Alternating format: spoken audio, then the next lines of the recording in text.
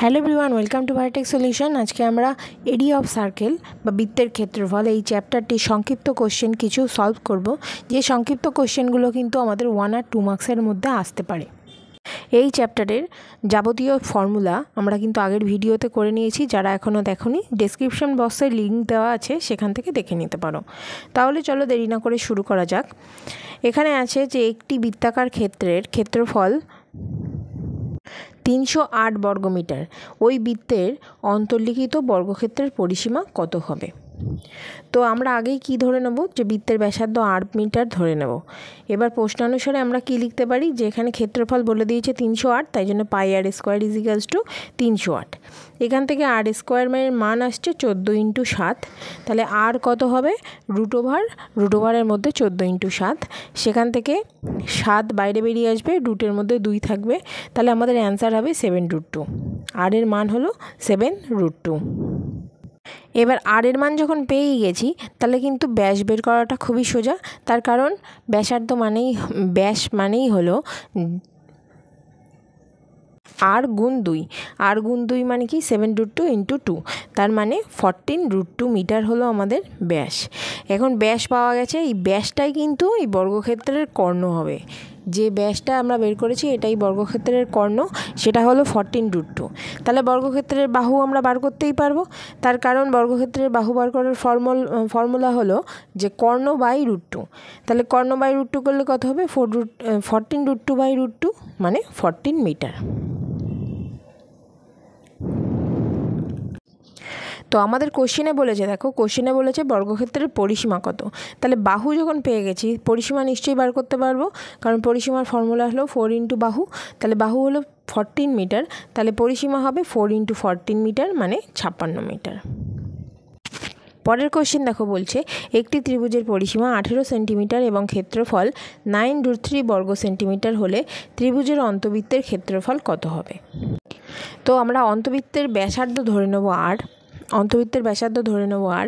একটা ত্রিভুজ অঙ্কন করব, যেটা হলো ABC ত্রিভুজ।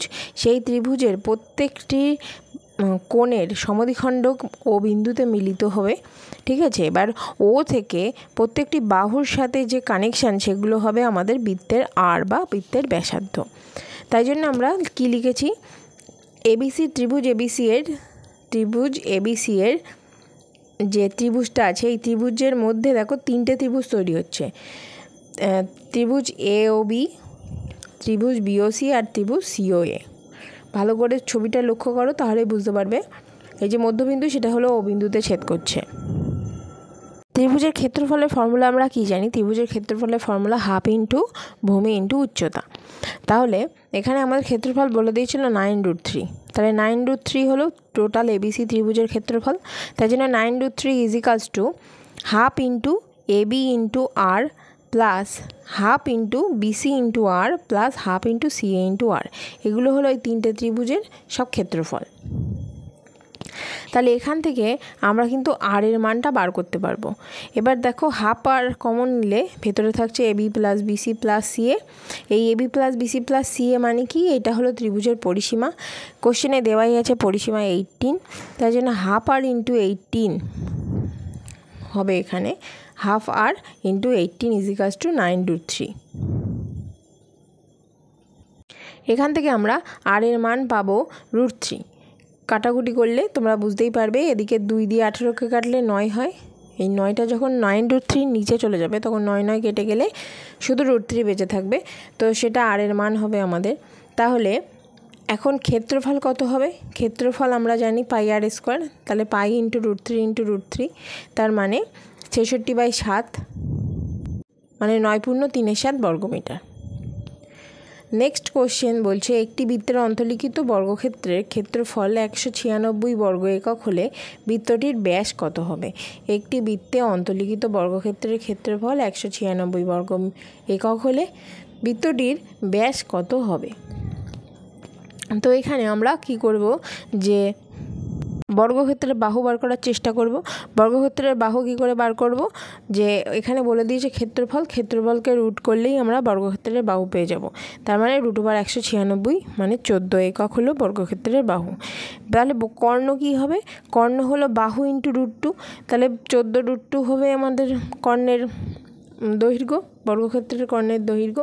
এখানে ছবিটা আঁকছি দেখো, এই যে ছবিটা বলেছে সেটা হলো এটা, যে একটা বৃত্তের মধ্যে একটি বর্গক্ষেত্র আছে ABCD, এই বর্গক্ষেত্রের একটা কর্ণ আছে যেটি, আর যার মধ্যবিন্দু হলো O, বৃত্তটির মধ্যবিন্দু হলো O। তো এখানে ব্যাস আমরা পেয়ে যাব, এই কর্ণ মানেই তো আমাদের ব্যাস, ঠিক আছে, ব্যাস আমরা পেয়ে যাব 14√2।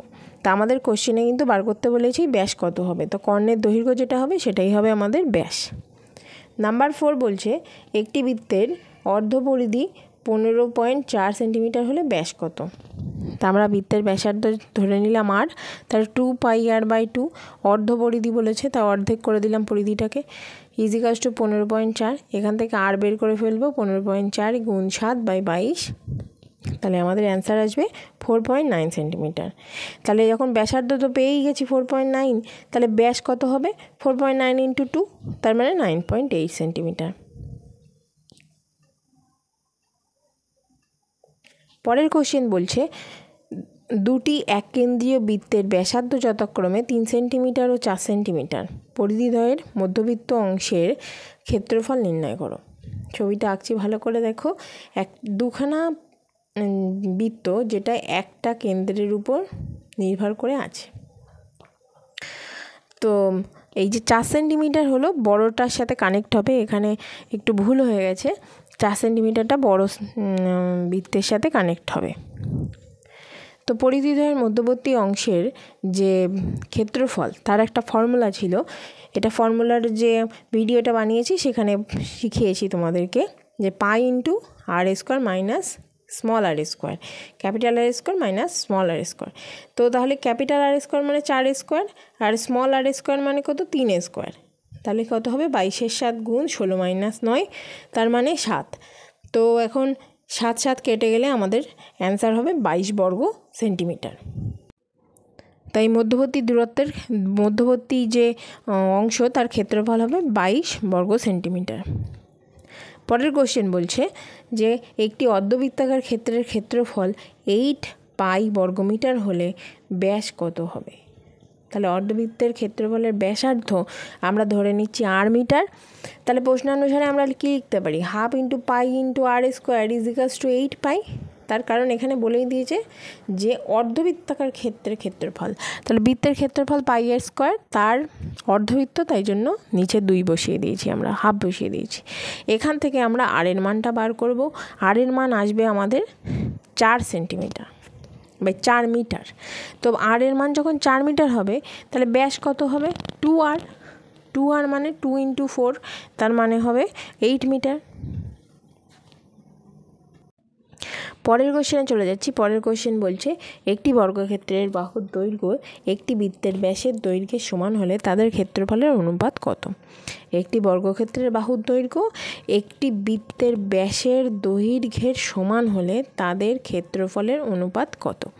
তা এখন আমরা ধরে নেব যে বর্গক্ষেত্রের বাহুর দৈর্ঘ্য সমান বৃত্তের ব্যাসের দৈর্ঘ্য, তার মানে x একক। এখন বৃত্তটির ব্যাসার্ধ কত হবে x/2 একক। এখন এই x/2 একক বৃত্তটির ব্যাসার্ধ হলো, তাহলে আমরা বর্গক্ষেত্রের ক্ষেত্রফল বার করতে পারবো। বর্গক্ষেত্রের ক্ষেত্রফল হলো বাহু স্কোয়ার, তাই ব্যাসের যে দৈর্ঘ্য সেটাই হলো বাহু, মানে xই হলো বাহু। তাহলে বর্গক্ষেত্রের ক্ষেত্রফল কত হবে x² হবে। আর বৃত্তের ক্ষেত্রফলে আমরা কি লিখব, π × x/2 তার হোল স্কোয়ার। তা দেখো আমরা এবার অনুপাত বার করছি, সেটাই লিখব। তো বর্গক্ষেত্রের ক্ষেত্রফল = বৃত্তটির ক্ষেত্রফল, এটা কি হবে x² = π × x/2 তার হোল স্কোয়ার।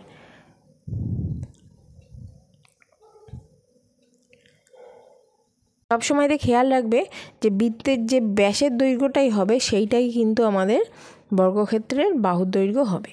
তাহলে x² = π × x/2 তার হোল স্কোয়ার, মানে আমাদের কী হলো x² কেটে যাবে, কেটে গিয়ে আমাদের আসবে 1:11/14, তার মানে 14:11 হবে আমাদের অ্যান্সার।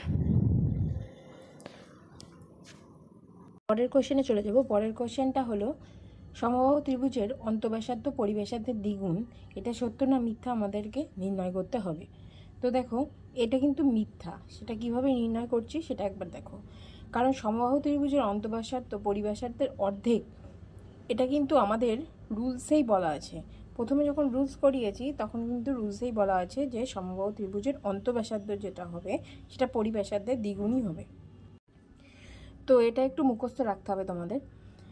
দ্বিতীয় কোশ্চেন নাম্বার 7 বলছে একটি বৃত্তাকার ক্ষেত্রের ক্ষেত্রফল পাই ইন্টু ব্যাস স্কোয়ার বর্গ একক। এটা কি কখনো সম্ভব? এটা কখনোই সম্ভব না। তার কারণ হলো বৃত্তাকার যে বৃত্তের যে ক্ষেত্রের ক্ষেত্রফল সেটা কিন্তু পাই আর স্কোয়ার, ব্যাস মানে কিন্তু 2r, তো 2r স্কোয়ার কখনোই হবে না, শুধু আর স্কোয়ার হবে, পাই আর স্কোয়ার বর্গ একক, মানে পাই ইন্টু ব্যাসার্ধ স্কোয়ার। তো এটা কোশ্চেন নাম্বার 7 আমাদের মিথ্যা। কোশ্চেন নাম্বার 8 কি বলছে, একটি বৃত্তের পরিধি 14 পাই সেন্টিমিটার হলে তার ক্ষেত্রফল 154 বর্গ সেন্টিমিটার হবে কি হবে না, সেটা সত্য কি মিথ্যা প্রমাণ করতে হবে। এটা অ্যান্সার হবে সত্য। কেন? কারণ বৃত্তের ব্যাসার্ধ আমরা বার করে ফেলবো। বৃত্তের ব্যাসার্ধ যদি আর ধরে নেই তাহলে পরিধি আমাদের বলে দিয়েছে 14 পাই, মানে 2 পাই আর ইজিক্যালস টু 14 পাই। এখান থেকে আর এর মান আসবে 7 সেন্টিমিটার। তো 7 সেন্টিমিটার আসলেই আমরা এখন ক্ষেত্রফল বার করতে পারবো পাই আর স্কোয়ারের ফর্মুলা দিয়ে, পাই ইন্টু আর স্কোয়ার, মানে 22-এর 7 গুণ 7 গুণ 7, 7 কেটে গেল, অ্যান্সার হলো 154 বর্গ সেন্টিমিটার। তাহলে এটা আমাদের সত্য প্রমাণিত হলো। এবার কিছু শর্ট কোশ্চেন অ্যান্সার আমরা করব। বলছে একটি বৃত্তাকার মাঠের পরিধি ও ব্যাসের সমষ্টি 58 মিটার হলে মাঠটির ক্ষেত্রফল কত? তো বলছে যে এখানে ধরে নেব আমরা যে ব্যাসার্ধ আর, তাই এখানে বলেছে বৃত্তাকার মাঠের পরিধি ও ব্যাসের সমষ্টি। পরিধি মানে কি 2 পাই আর ব্যাস মানে কি 2r, তাহলে পরিধি ও ব্যাসের সমষ্টি কত? 2 পাই আর প্লাস 2r ইজিক্যালস টু 58।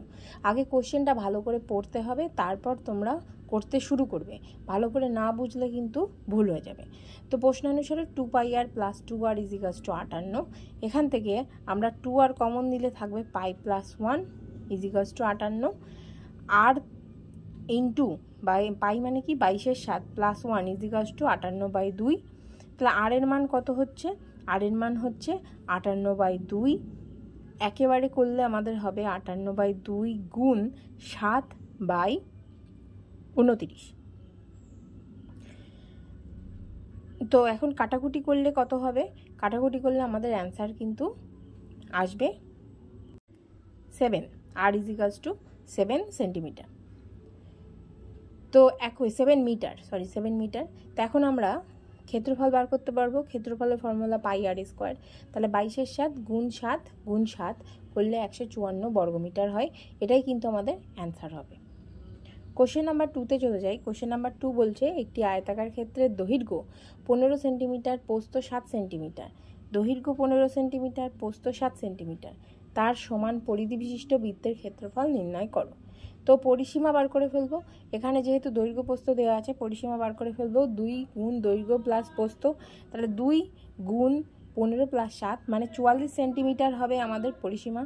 তো এখন বৃত্তের ব্যাসার্ধ যদি আর ধরে নিই, তাহলে 2 পাই আর ইজিক্যালস টু কী হবে? 2 পাই আর ইজিক্যালস টু 44। তাহলে আর ইজিক্যালস টু কত হবে? 44/2 পাই, মানে 44 ইন্টু 7/22। আর এর মান চলে আসবে 7 সেন্টিমিটার। তাহলে এখন বৃত্তের ক্ষেত্রফল পাই আর স্কোয়ারের ফর্মুলায় বসিয়ে দিই। পাই আর স্কোয়ারের ফর্মুলায় বসালে আমাদের অ্যান্সার আসবে 154 সেন্টিমিটার বর্গ সেন্টিমিটার। এটা হবে আমাদের অ্যান্সার। কোশ্চেন নাম্বার 3 কি বলছে? কোশ্চেন নাম্বার 3 বলছে 14 সেন্টিমিটার ব্যাসার্ধ বিশিষ্ট বৃত্তের একটি বৃত্তচাপ কেন্দ্রে 30 ডিগ্রি কোণ উৎপন্ন করেছে। এই বৃত্তকলাটির ক্ষেত্রের ক্ষেত্রফল নির্ণয় করো। তো আমাদের আগেই জেনে নিতে হবে ফর্মুলাটা কি। বৃত্তকলাটির ক্ষেত্রফলের যে ফর্মুলা সেটা হলো θ/360 ডিগ্রি ইন্টু পাই আর স্কোয়ার, θ/360 ডিগ্রি ইন্টু পাই আর স্কোয়ার। তো থিটা এখানে 30 ডিগ্রি বলেই দিয়েছে এখানে 30 ডিগ্রি, তাই 30 ডিগ্রি/360 গুণ পাই মানে 22-এর 7 আর এখানে বলে দেওয়া আছে আর এর মান 14, 14 × 14, সেখান থেকে ক্যালকুলেশন করে আমাদের আসবে 154/3। খুব সাবধানে তোমরা কাটাকুটিটা করবে, কাটাকুটি ভুল হলে কিন্তু অ্যান্সার ভুল চলে আসবে। তো এখানে 154/3 এটাকে যদি আমরা মিশ্র ভগ্নাংশে পরিণত করি তাহলে আসবে 51.1 বর্গ সেন্টিমিটার। কোশ্চেন নাম্বার 4 বলছে একটি বৃত্তের পরিধি একটি সমবাহু ত্রিভুজের পরিসীমার সমান হলে তাদের ক্ষেত্রফলের অনুপাত কত। তো ধরে নিচ্ছি এখানে বৃত্তের ব্যাসার্ধ আমরা r একক, তো এখন ক্ষেত্রফল আমরা জানি πr², আর পরিধি কি 2πr, ঠিক আছে। তাহলে সমবাহু ত্রিভুজের যে বাহুর দৈর্ঘ্য কি হবে, সমবাহু মানে প্রত্যেকটা বাহুই সমান, তাই জন্য s/3, s মানে সাইড বাই 3, ঠিক আছে। এটা হলো s/3 একক। এখানে s মানে বলেই দিয়েছে যে ত্রিভুজের পরিসীমা মানে 2πr, ঠিক আছে। তাহলে সমবাহু ত্রিভুজের ক্ষেত্রফল কি হবে, √3/4 × 2πr/3 তার হোল স্কোয়ার, √3/4 × 2πr/3 তার হোল স্কোয়ার বর্গ একক। তো এই ফর্মুলাতে যখন আমরা ক্যালকুলেশন করব সেখানে আমাদের আসবে √3πr²/9। এটা এই বর্গ এককটা কিন্তু সমবাহু ত্রিভুজের ক্ষেত্রফল আসবে।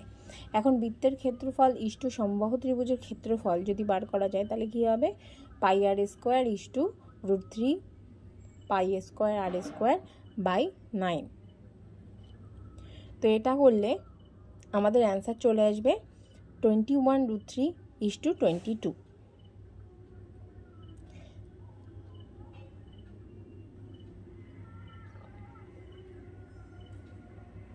সবসময় মাথায় রাখবে যে সমবাহু যে ত্রিভুজ সেই ত্রিভুজের কিন্তু 3টি বাহুই সমান হয়, ঠিক আছে। তো একটি বাহুর দৈর্ঘ্য বার করতে দিলে কি করব, 3টি বাহুর দৈর্ঘ্য টোটালটা বাই 3। তো এখানে দেখো কাটাকুটিটা ভালো করে করার দরকার।